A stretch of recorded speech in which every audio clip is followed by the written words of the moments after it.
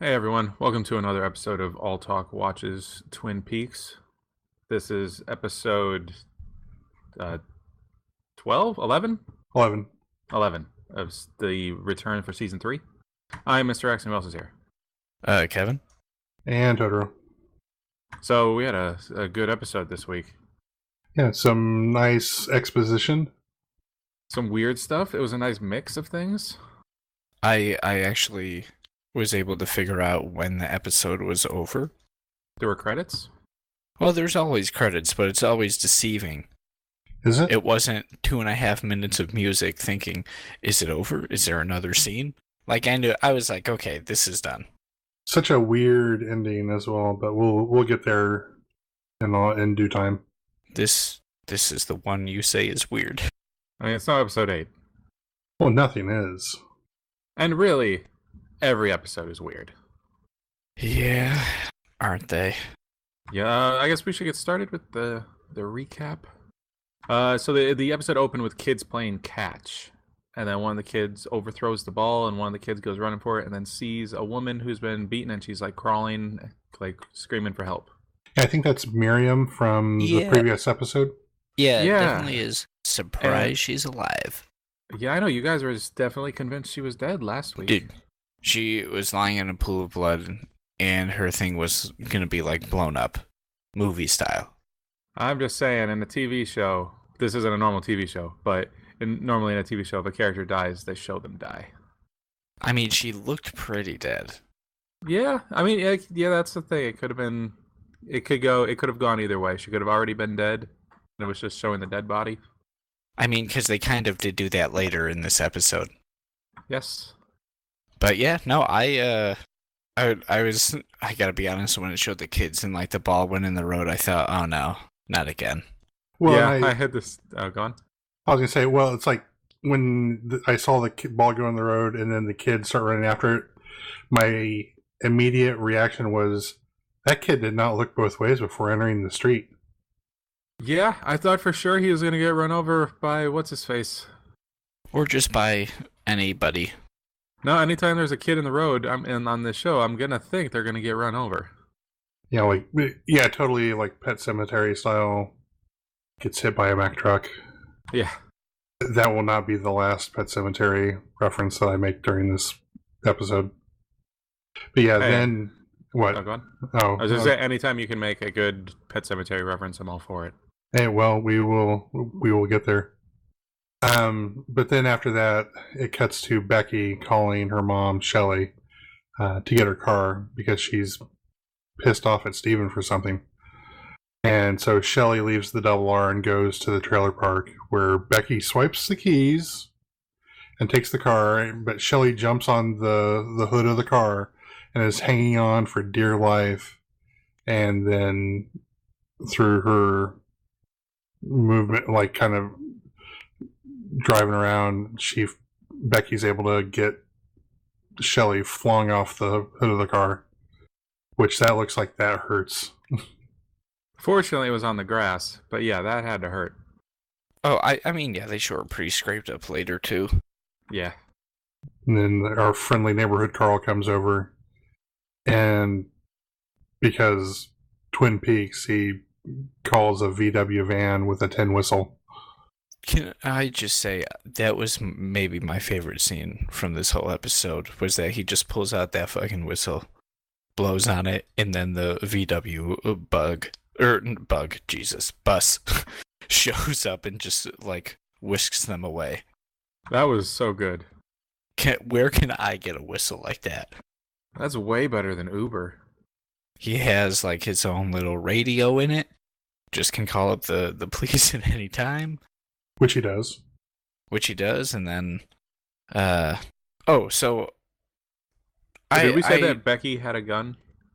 Oh, no, yeah, she had a gun. She ran out holding a gun. But, question. I assumed it was the case, but was it ever before, like, confirmed that, Bobby is the father? No, I don't think so. Because then when she called him, I was like, okay, yeah, he's the dad. That makes sense. But I was like, did they ever say that before? Well, and did they ever, in the credits, has she been credited as Shelley Johnson, or because I know at one point during this she's referred to as Shelley Briggs. Oh, well, I missed that. Yeah, I don't know. It could have been. She could have been Leo's daughter. Yeah, but well, and she's kind of at that right age where I don't know, man. New shoes. Yep. Yeah, so then they get to an apartment building, right? And Becky is banging on the door, wanting to talk to Steven. And then a neighbor comes out and says they've left already, and then she starts shooting the door. Which I always want to do whenever I go to see someone or find someone and find out that they're not home. Because fuck this store in particular. Yeah, it's like a regular Thursday night thing for me.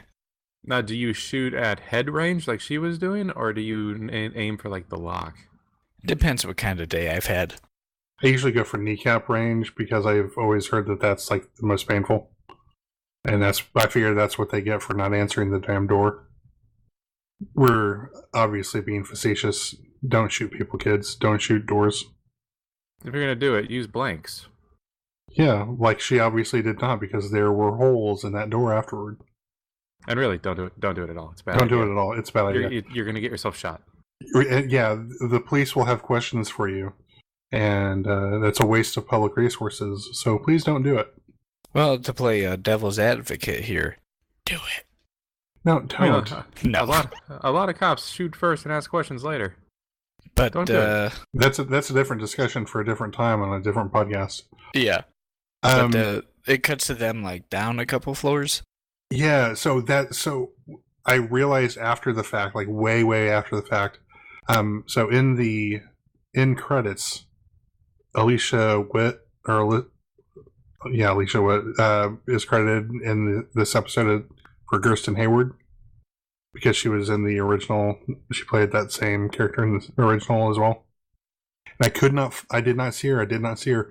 But then someone on the R Twin Peaks Reddit posted a picture of that couple that was standing down below on the stairs, and I was like, "Oh my gosh, I can't believe I missed that." And I was just racking my brain for the better part of an evening and the following day, trying to figure that out.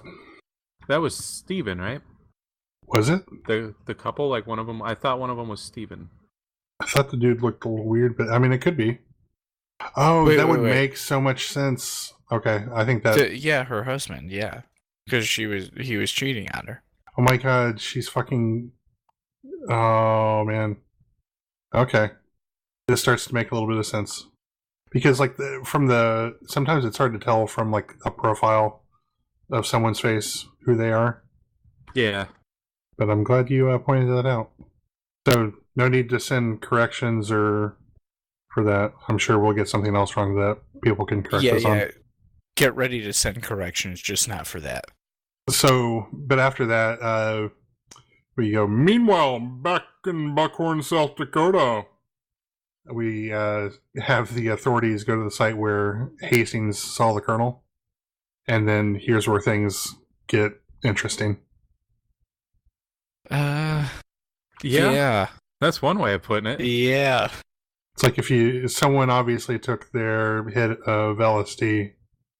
I keep missing it. I never know when to prepare for it, so I always do it too late. But yeah, so they bring Shaggy, or Shaggy brings him to where he went, where he saw Colonel Briggs.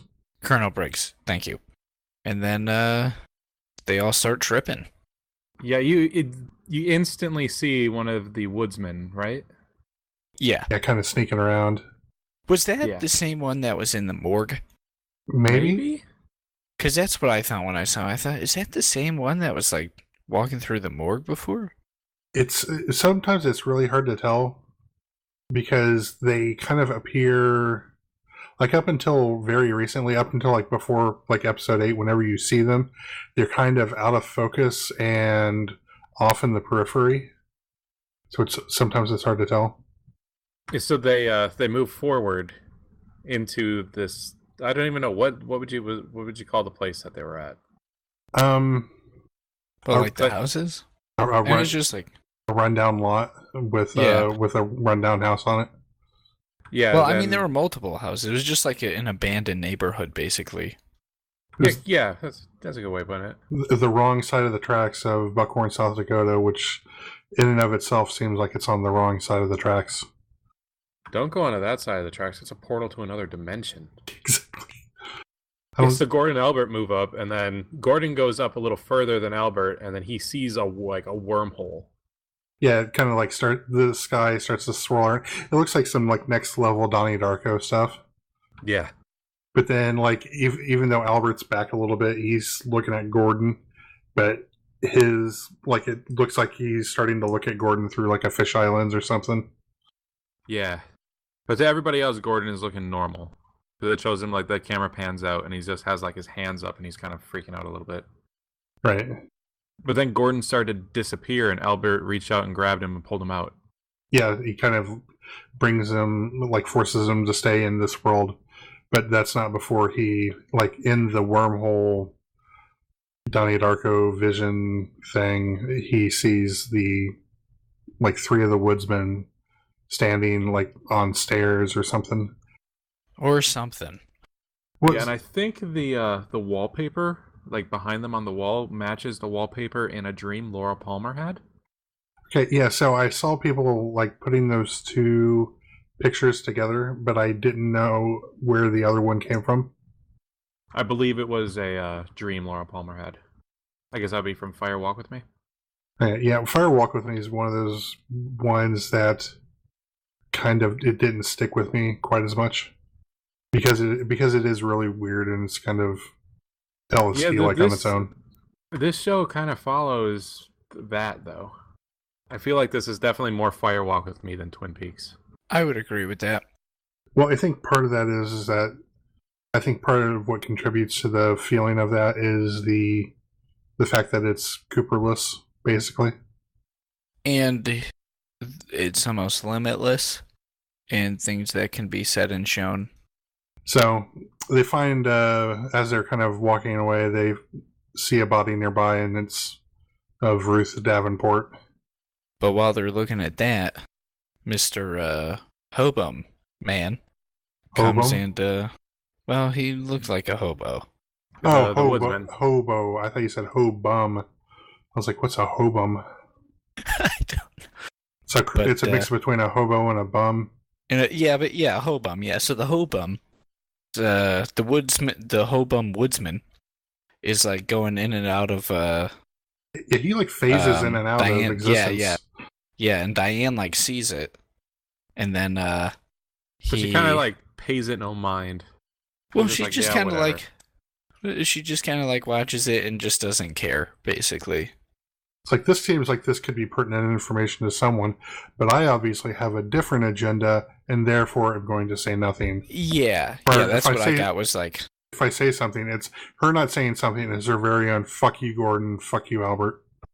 Well, see, I wasn't sure only because clearly this Diane has, something going on with Doppelkoop. So maybe she's familiar with the woodsman. And she's like, I know it's gone down. I'ma just let it be. Because then he goes into the police car, and no more Shaggy. He's dead. He's dead. Yeah. That line made me laugh very hard. Yeah, agreed. Yeah, you talked about earlier the tin whistle was your favorite part. This was my favorite part of the episode. Well, this was the funniest part. I'll give you that.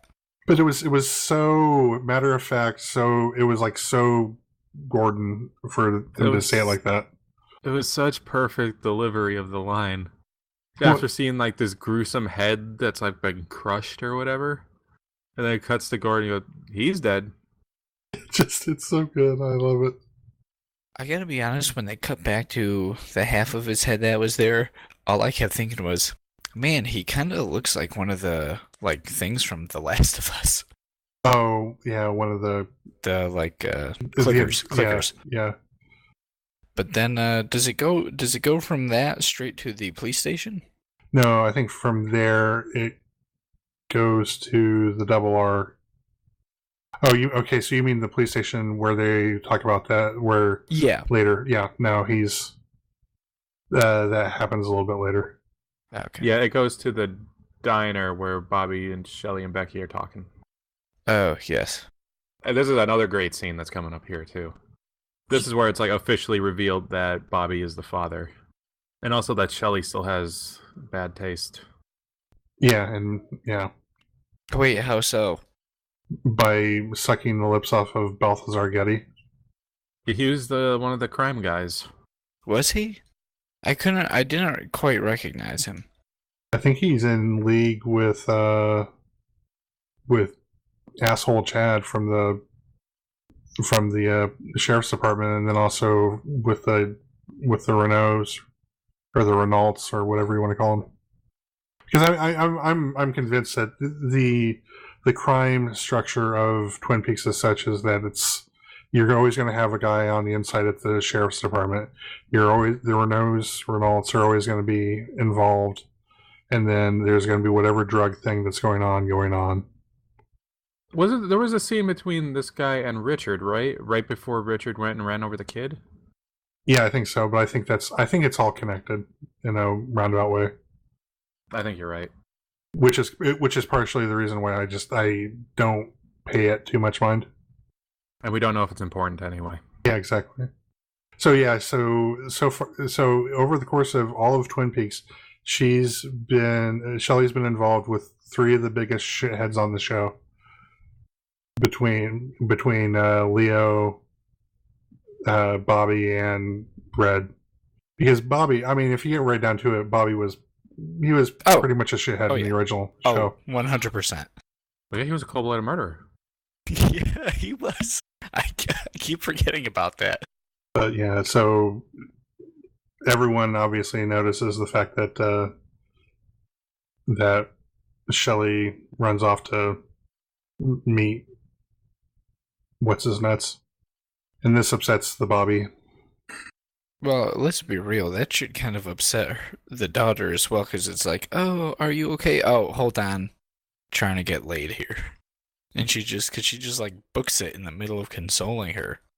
But the weird thing about that was that Norma had to kind of tip Becky off that she needed to like embrace her mother, which was kind of weird in and of itself. It's weird that of the 3 of them, Bobby seems the most like level-headed. Yeah, well, he grew up, basically. Yeah. Where Shelley kind of, it seems, didn't. Well, she's been in the same job for the past 25 years. I mean, I have a hard time picturing myself doing anything for that long. I mean, that's a long time to be doing one job. Yeah. But then things get weird again. Yeah, there's a gunshot that comes out through the window into the Double R.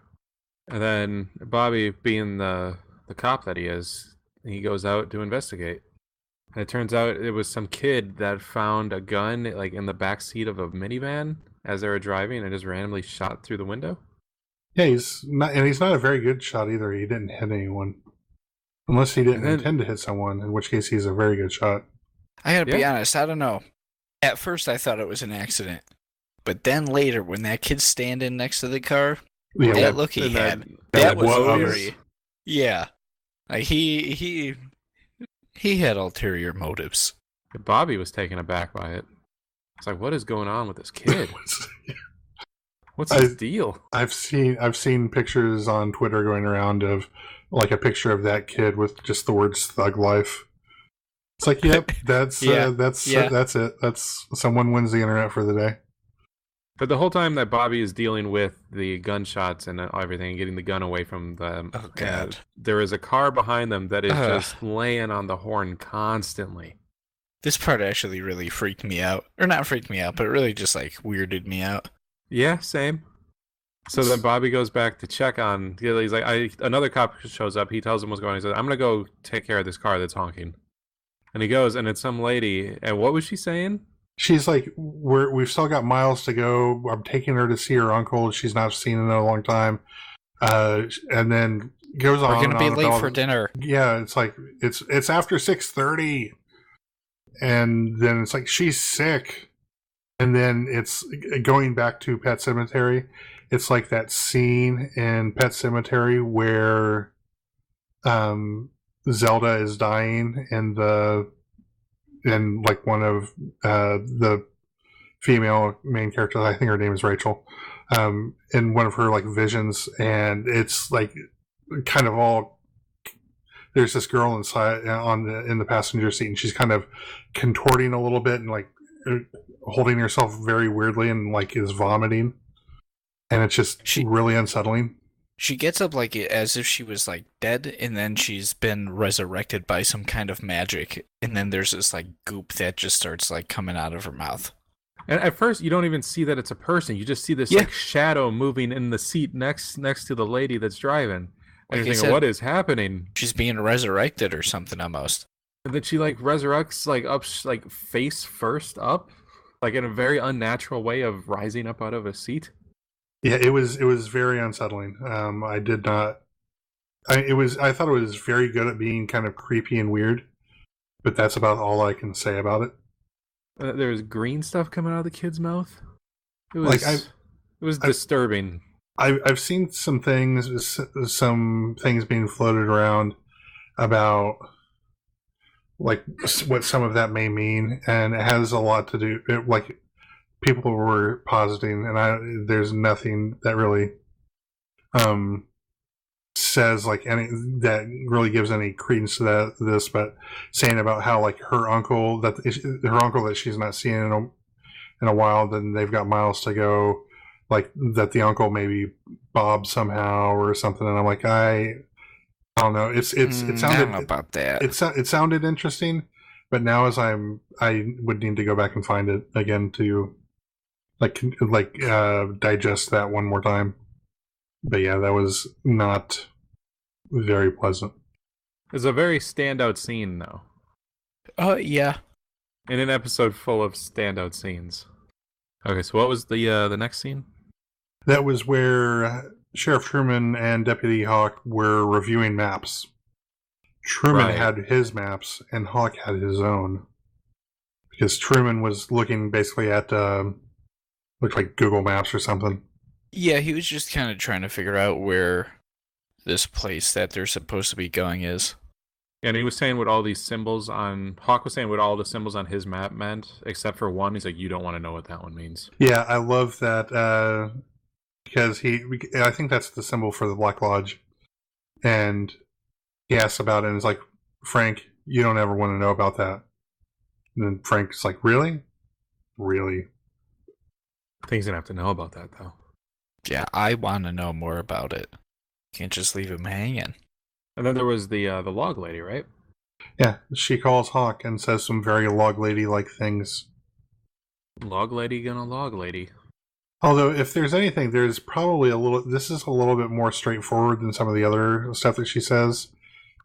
Because she basically says, I know that you found something, and then she makes a reference to my log is afraid of fire. And they were just talking about the fire. Yeah, they were talking about like black fire and all sorts of stuff. But it's not regular fire. It's more like modern day electricity. But it depends on the intent behind the fire. It could be good fire, but it could be bad fire.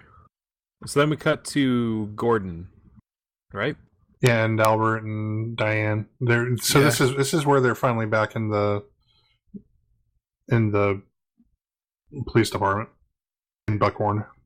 Was there anything that come out of that scene? I don't remember. I just remember the coffee and donuts.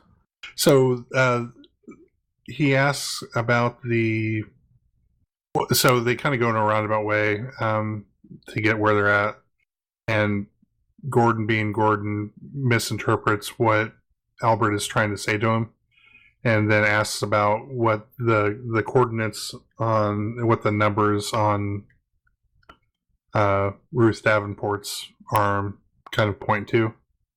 And that's right. And then he says like they're in north, and then he gets cut off. Well, it's New York. Oh, okay. I thought it was in New York. No. I I think he was saying northwest, because he's saying like it's Twin Peaks basically. Oh, that'd be okay. That would make more sense than that's how I heard it. I heard New York. I swear he said northwest or north, like that. And then he got cut off. Yeah. Do you think they'd let her smoke in there? Well, smoke him if you got him. Well, you should wait for what was the guy's name? I know. Fuck you, Albert. I love that he just knows it's coming, so he just says it anyway. Well, it's as if to deprive her of the pleasure of saying it. Yeah.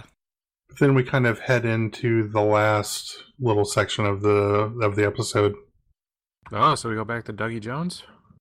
Mr. Jackpots. When can he be Coop? Never. It's not happening. I know. And it's painful. Although I want to say, I think he should win an award for the acting he's doing on this show. It's so good. Should he? Yeah. I feel like that's easier almost. No, because he's doing two characters. And they're so polar opposite. I mean, I guess. And the way he holds the coffee cup when he's drinking. Yeah. And the way he looks after he is done drinking it. Cherry pie. Yeah, so what happened with Dougie? So, okay. So, I'm going to run through kind of the first bit of this kind of quickly because there's stuff that goes on here, but it goes like in a very sort of linear fashion. So Dougie meets with Bushnell and reviews the Mitchum case. Now, the way he gets into Bushnell's office is kind of fun because the guy who goes around and gets the coffee for everyone basically comes in. He lures him in with coffee, which was really good. Like a dog with a treat. Yeah, the way he was like running after him was great.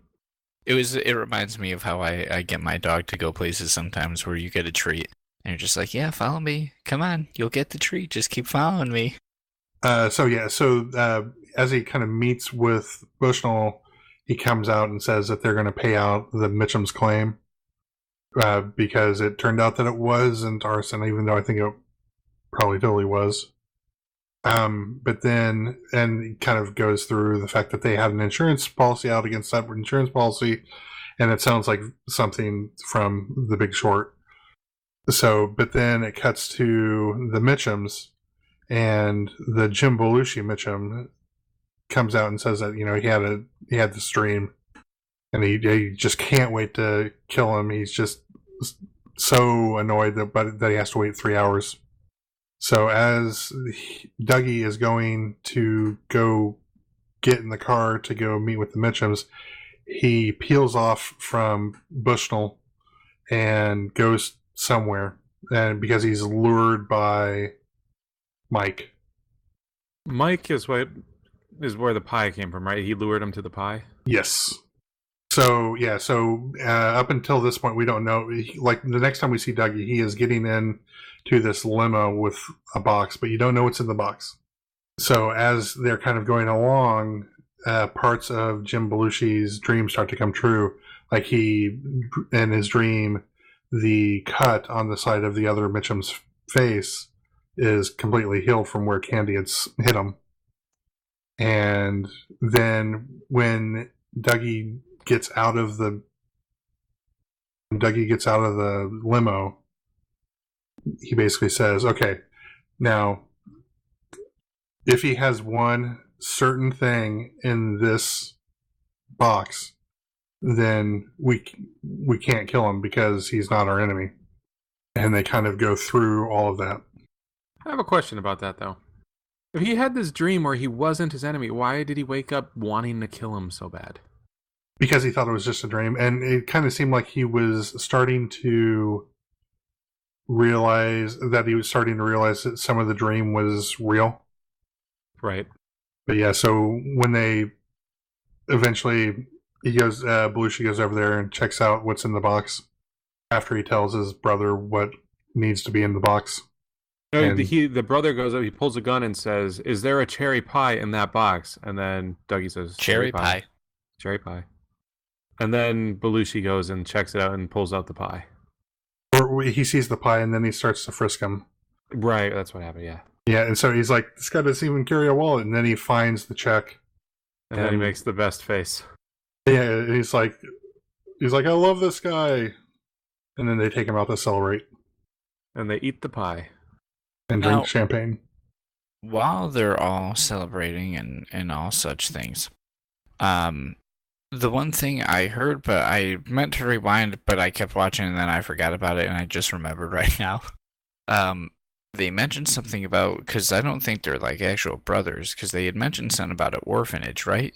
Did you catch what they had said? Because they were talking about something gym equipment or something like that. Every orphanage should have a gym. Every kid should have a gym thing, whatever. And I swear I heard him say like even the orphanage had one or something like that. I think he did say that. I missed that. Like a so I gym, meant right? to rewind to re-listen, but like I said, I just remembered right now. So I think they may be like orphanage brothers, I guess. Like not blood, but Buddies. Grew up together, brothers, but not by blood. And when they're eating the pie and everything, that's when the lady from the casino that named him Mr. Jackpots shows up. Mr. Jackpots. And her life is completely turned around now. Well, she said she has a house now, right? Yep. And she's made up with her son. Yep. Please saved her life. And then everybody loves Dougie Jones. At least everyone there. Yeah. Yeah, I'm sure Tom Sizemore still hates him. Maybe. He might turn around, I don't know. Yeah. Doppelkoop for sure. And the guy the guy that told Tom Sizemore to tell the Mitchums that they have an enemy in Dougie Jones. Oh my god. How it amazes me how epically screwed that plan turned out to be just within one episode. Yeah. Yeah. We have an enemy in Dougie Jones. Oh no, we love Dougie Jones. Nobody better mess with Dougie Jones. Now, before they started pieing out, that song came out and it seemed to like trigger Dougie Jones. Yeah, he What had song that look is in his that? eye. I don't know what the song was. It's called Heartbreaking by Angelo Badalamenti. It's just the Twin Peaks guy doing music. Okay. And then when he was eating the pie, he had another look in his eye. He keeps toying with us, making us think that he's coming back. Damn good. Damn good. Damn good. Keep messing with us. Yeah, it's the worst, ain't it? No, it's not the worst. This show is pretty good. It's still the worst. It's David Lynch playing with your expectations. Like, you were expecting Cooper, and he's like, well, what if we had a guy that looked like Cooper? Because it makes sense. He was stuck in the Black Lodge for 25 years. He's not going to come out of that normal. Right? Well, I think he would have, if not for the fact that Bob essentially messed with him. He made a second doppelganger. So, in order for Coop to become Coop again, the doppelcooper has to go back to the Black Lodge? I don't know. I think either that, because I don't think he can be killed. Because I feel like maybe he can only be killed by Coop. Like, Coop can only kill Coop. It's like vampires in a really weird way.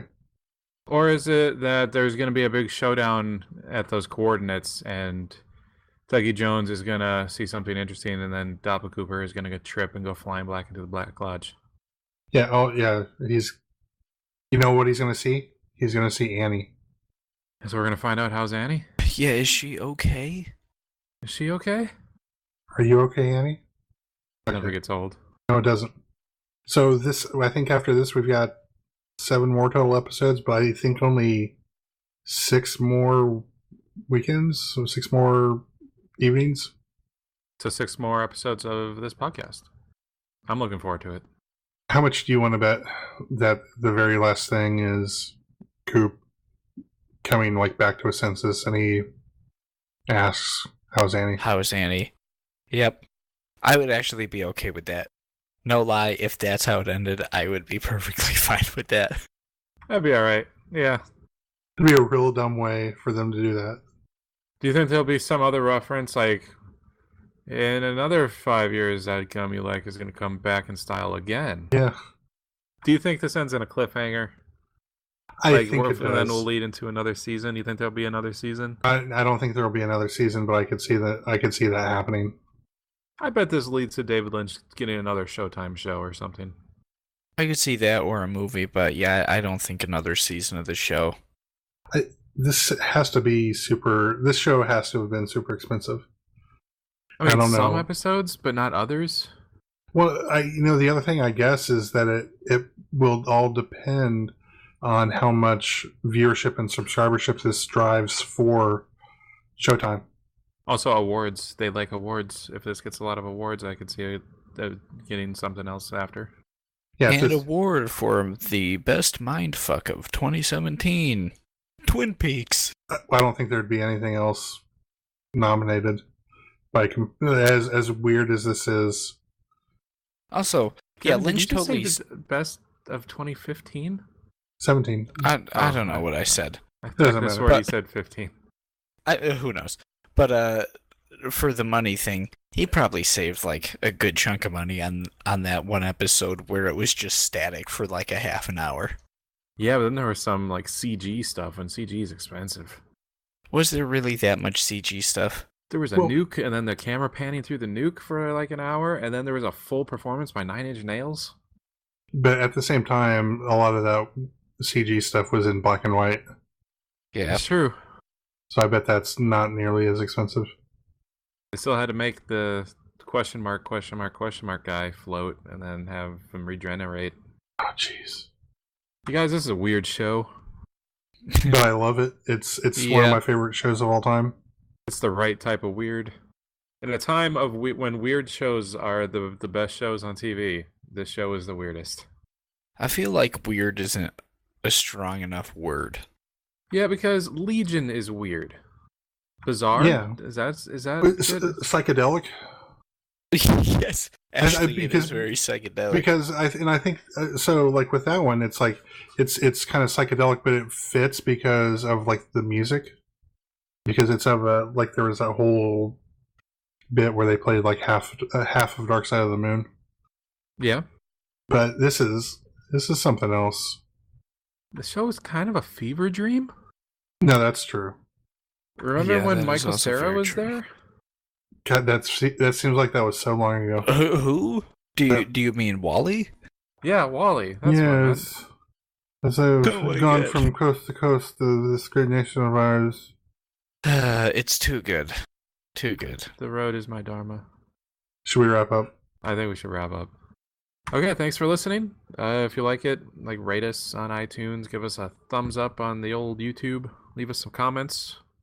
Also listen to the Alltalk podcast, and listen to the Geekbox and Manga Machinations, Comic Conspiracy, Good Job Brain, all those. Thanks for listening. We will see you next week.